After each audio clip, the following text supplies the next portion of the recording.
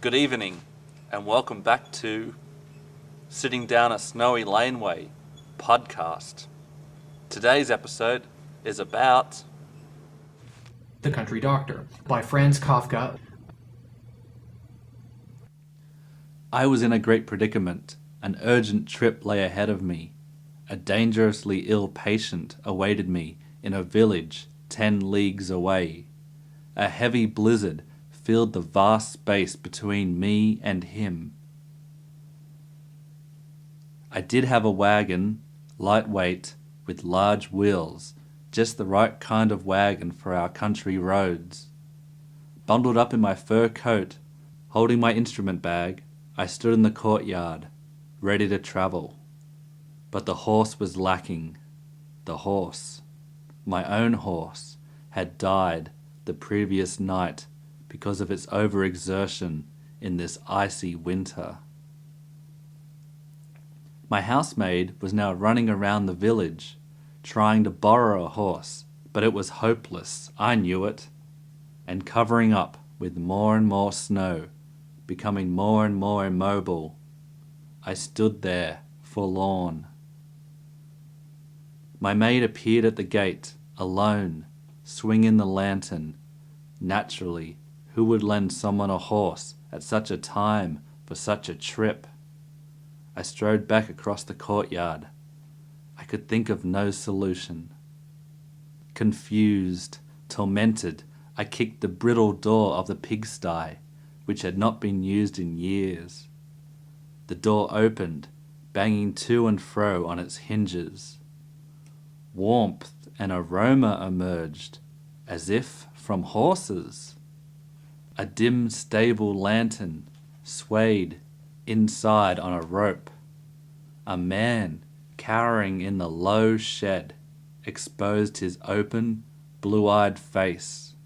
"Should I harness up?" he asked, creeping out on all fours. I could think of nothing to say, so I stooped down, only to see what else was in the sty. The maid stood beside me. "You never know what you've got in your own house," she said, and we both laughed. "Hey, brother, hey, sister," shouted the stableman. And 2 horses, mighty creatures with strong flanks, tucking their legs in close to their bodies, lowering their well-shaped heads like camels, shuffled out one behind the other solely by twisting their rumps out of the doorway, which they filled completely.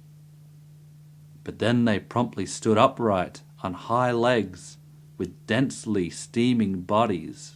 "Help him," I said, and the willing girl dashed over to hand the wagon harness to the stableman. But no sooner did she reach him than he clutched her and banged his face against her. She screamed and fled back to me. The red imprint of 2 rows of teeth were left on the girl's cheek. "You swine!" I yelled furiously. "Do you want a whipping?" But then I promptly remembered that he was a stranger, that I did not know where he came from, and that he was helping me voluntarily, while everyone else had refused. As if knowing my thoughts, he does not hold my threat against me. Instead, still busy with the horses, he turns towards me only once. "Get in," he then says, and indeed, everything is ready.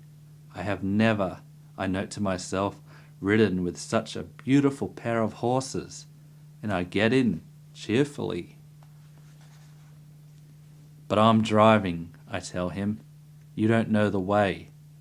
"Certainly," he says. "I'm not going with you anyhow. I'm staying with Rosa." "No!" Rosa shouts and runs into the house with a correct foreboding of her inescapable fate. I hear the jingling chain that she draws across the door. I hear the lock snap. I also see her dashing through the hallway and the rooms, putting out the lights to avoid being found. "You're coming along," I tell the stableman, "or I won't go. As urgent as this trip may be, I wouldn't dream of giving you the girl as the price for this trip." "Giddy up," he says, clapping his hands. The wagon is yanked away like a log in a current. I hear the door of my house bursting and splintering under the stableman's onslaught.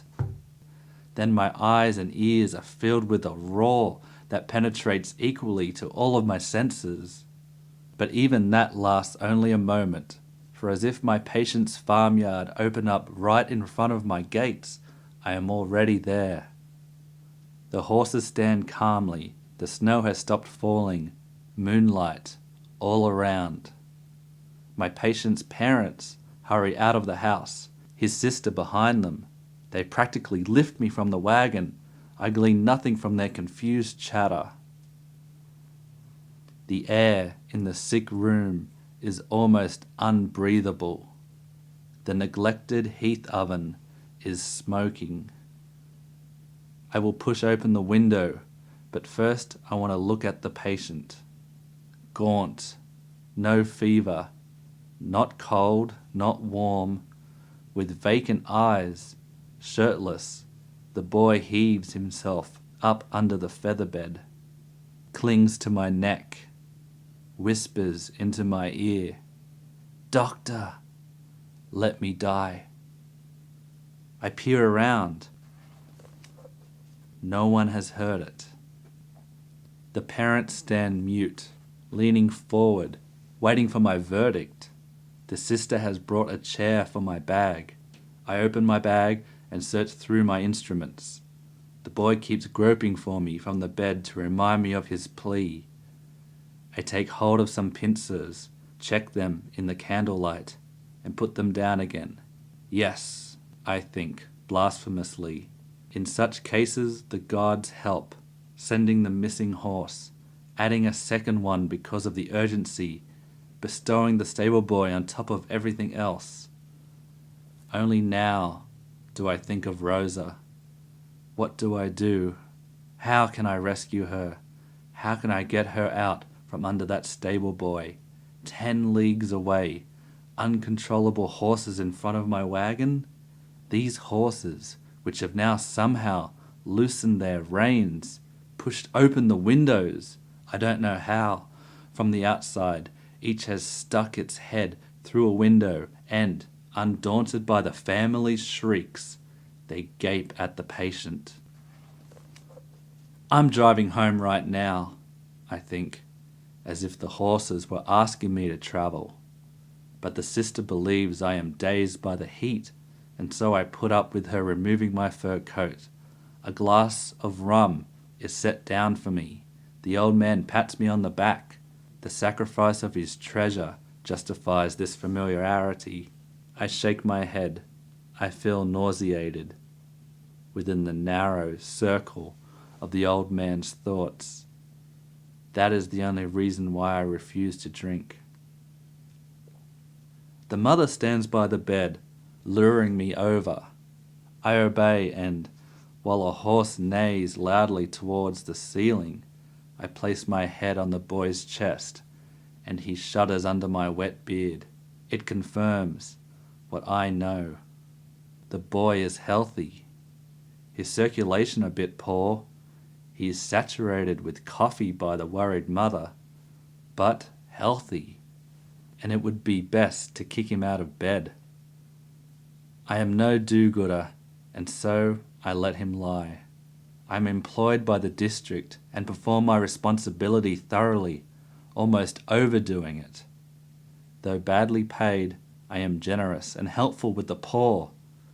I still have to take care of Rosa, then the boy can have his way, and I too will want to die. What am I doing here in this endless winter? My horse has died, and no one in the village will lend me his own. I have to pull my team from the pigsty. If they did not happen to be horses, then I would have to ride with sows. That is how it is. And I nod to the family. They know nothing about it. And if they did know, they would not believe it. Writing prescriptions is easy, but communicating with people is hard. Well, then I am done with my visit. Once again they have summoned me for nothing. I am used to it. With the help of my night bell, the entire district torments me. But having to give up Rosa this time, that lovely girl, who has lived in my home for years, barely noticed by me. This sacrifice is too great, and I have to come up with sophistry, device, some makeshift solution to avoid pouncing on this family who, after all, cannot for the life of them return Rosa to me. But when I close my bag and signal for my fur coat, and the family members stand together, the father snuffling over the rum glass in his hand, the mother probably disappointed in me, just what do people expect anyway, tearfully biting her lips, and the sister flourishing a blood-stained towel, I am somehow willing to admit, if need be, that the boy may be sick after all. I go to him. He smiles at me as if I were bringing him the strongest soup of all. Ah, now, both horses are neighing. The noise, probably ordained by a higher power, is meant to facilitate the examination. And now I find, yes, the boy is ill. In his right side, near the hip, a hand-sized wound has opened up, pink in many nuances, dark in its depth, lighter toward the edges, soft-grained, with uneven clots of blood, and open like the surface of a mine, that much from the distance. A closer inspection reveals a complication. Who can look at that without whistling softly? Worms, equal in length and thickness to my little finger, rosy in color, and also splashed with blood, caught inside the wound, with tiny white heads, with many tiny legs, wriggle up to the light. Poor boy, there is no helping you. I have located your big wound. You are being destroyed by that blossom in your side. The family is happy. They see me doing something. The sister says so to the mother to the father to several guests who, balancing with outstretched arms, tiptoe in through the moonlight of the open door. Will you save me? The boy whispers, sobbing, utterly blinded by the life in his wound. That is what the people are like in my area, always demanding the impossible of a doctor. They have lost the ancient faith. The pastor sits at home, unraveling his liturgical vestments one by one. But the doctor is supposed to accomplish everything with his delicate surgical hand? Well, whatever. I did not offer myself. If you people misuse me for sacred purposes, then I will put up with that too. What more could I ask? I, an old country doctor, bereft of my housemaid? And so they come, the family and the village elders, and undress me. A school chorus with the teacher at its head stands outside the house, singing these words to an extremely simple tune. Strip him, then he'll heal, and if he doesn't heal, then kill him. He's only a doctor, only a doctor, only a doctor. Then I am stripped bare, and my fingers in my beard, my head bowed, I calmly gaze at the people. I am quite composed and superior to them all, and will remain so, even though it will not help me. For they take me by my head and feet and carry me to the bed. They place me along the wall, on the side with the wound. Then they all leave the room. The door is closed. The singing dies out. Clouds pass across the moon. The bedding lies warm around me. In the windows, the horses' heads waver like shadows. You know, someone says into my ear, I have very little confidence in you. Why? You were only shaken off here. You didn't come on your own 2 feet. Instead of helping me, you crowd my deathbed. I would love to scratch your eyes out. Right, I say. It is shameful. But I am a doctor, after all. What should I do? Believe me, it is no easier for me. I should content myself with that excuse? Oh, I have to. I always have to content myself. I came into the world with a lovely wound. That was my only endowment. Young friend, I say, your problem is that you don't have an overall grasp of things. I, who have been in all sick rooms, far and wide, say to you, your wound is not so bad. Created by a sharp angle with 2 strokes of the axe. Many people offer aside and barely catch the sound of the axe in the forest, much less hear it getting closer to them. Is that really so? Or are you deceiving me in my fever? It is really so. Take a district physician's word of honor. And he took it and fell silent. But now it was time to think about saving myself. The horses were still standing faithfully in their places. Clothes, fur, and bag were quickly snatched up. I did not care to waste time dressing. If the horses raced as they had coming here, I would leap from this bed to mine, as it were. Obediently, a horse backed away from the window. I tossed the bundle into the wagon. My fur coat soared too far. It clung to a hook by only 1 sleeve.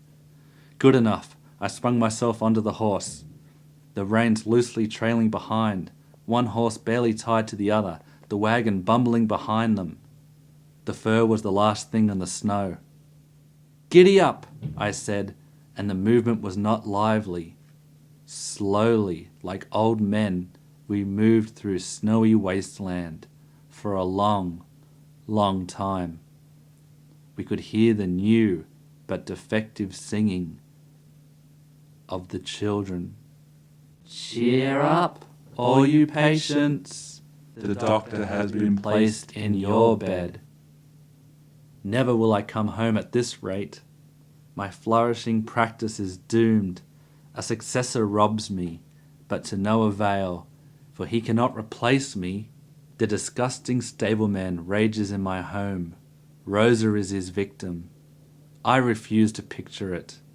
Naked, at the mercy of the frost in this most wretched era, with an earthly wagon, unearthly horses, I, an old man, wander about. My fur coat hangs from the back of the wagon, but I cannot reach it. And not one of my agile patients, that riffraff, will lift a finger. Deceived, deceived.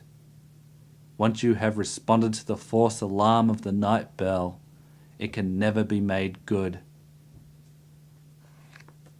Analysis.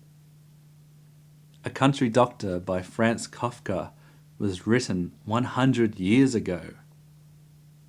It's chock as full of surrealism and probably metaphor.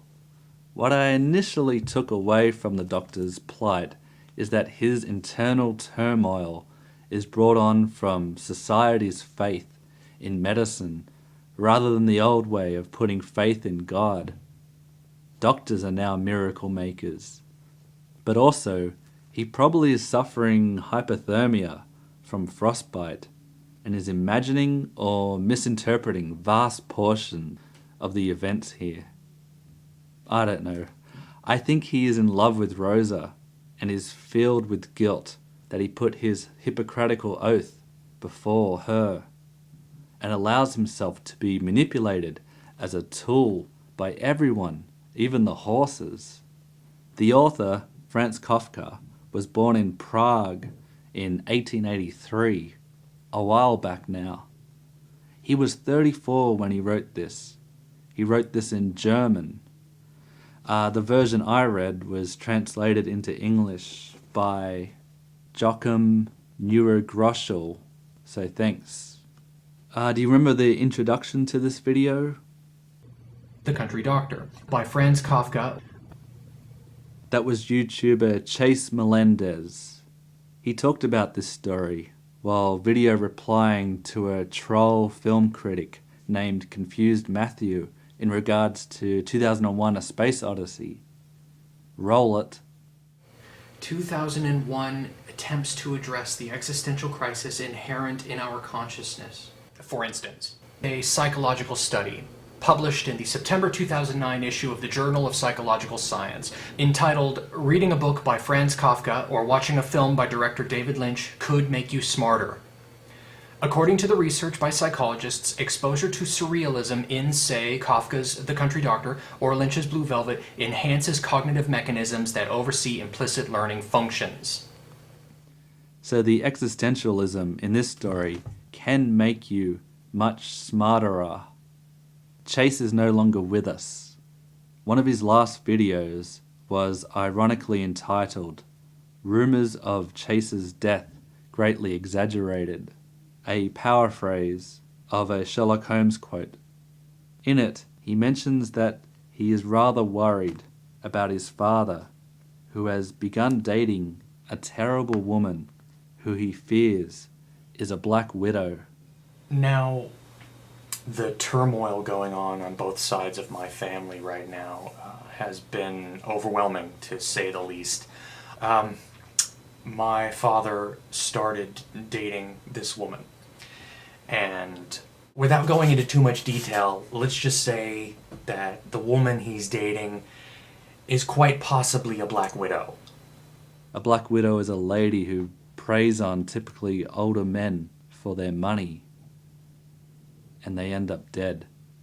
Then, in 2011, Chase's obituary appeared, and he has not been heard from since. A car accident to drug overdose have been floated around, but also possibly a black widow. But nothing has been confirmed. I know, a sour end to end this analysis.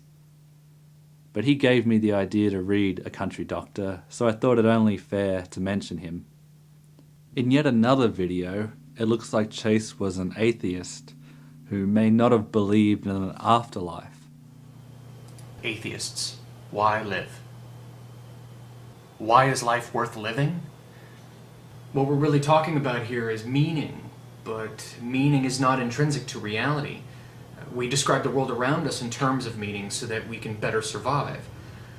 The knowledge that we die, and finally the knowledge that that meaning, which in a very real way was imaginary to begin with, dies with us. It is a truly haunting dilemma, and the void is most compelling. So I've tried to keep Chase alive over the years. He was a huge fan of Red Letter Media. Who isn't? Red Letter Media. Wow, once again, you have just hit it right out of the park. And particularly Mr. Plinkett's reviews. So I often put him in the background when I did their animated series.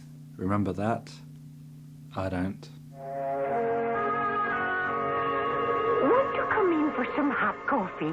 Takes the chill off.